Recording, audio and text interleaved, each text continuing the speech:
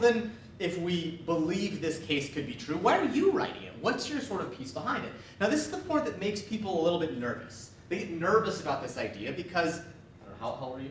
19. 19. So what the hell's a 19-year-old guy gonna know about this one, right? Like it sort of feels uncomfortable. Who knows? Like, you know, and this is one of those things that authors oftentimes feel nervous about. That like, well, I'm not 65 years old, I haven't done these sorts of things. So I actually think that you can turn this, you know, youth and sort of, again, youthful innocence, we'll call it, into an advantage for you by positioning it the right way. It's not that you're young, it's just that you are able to take a different view on things because you're not sort of baked into the established world. So there's two things that you want to point out as an author that give you, again, the rationale and the reasonableness to basically make this case. The first one is, tell me what basically you've done in the space. What's your interest? And again, that sort of in some ways fits into this idea about like your authority. So, you know, I've been a video game player for all my life. I grew up playing on YouTube. I grew up, you know, all these. I've taken all these things. What are the things that you've done? Again, it's not about comparing yourself to other people. It's just showing us that this is a passion. This is an interest, something that fits into it in those ways.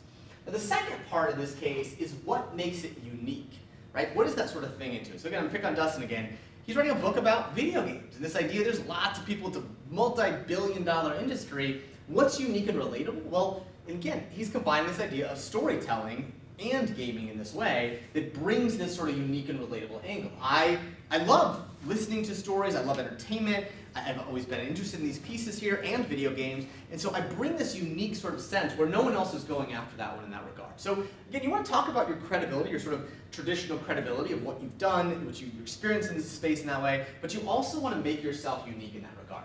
So again, you want to showcase both your curiosity and your credibility. Those sorts of two things together, and both of them are critically important in setting yourself apart. So some examples here, again, this moment that this is a woman named Divine Matoni. She talks about this sort of seminal experience for her when she grew up in Rwanda, and she realized that there was another woman who had grown up in the same street as her with the same name. Her name is Divine Matoni. Another woman with the last name Matoni also grew up together, and Divine is now, again, living in America, going to Georgetown, now works in international aid. This other woman is still living in Rwanda, hasn't made it out. And so this moment of being able to talk about her experience, which makes her understand the world, and this sort of microcosm is much the similar. So the difference between Divine and her friend Matoni was just their access to internet.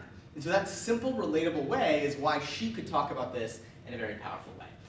This is a book from Chris, where it's called The Introvert's Guide to Surviving College. First line in the book, I am an introvert, right? So, in some ways that kind of helps him understand. He's a college student introvert, really right away sort of nails on that one right there.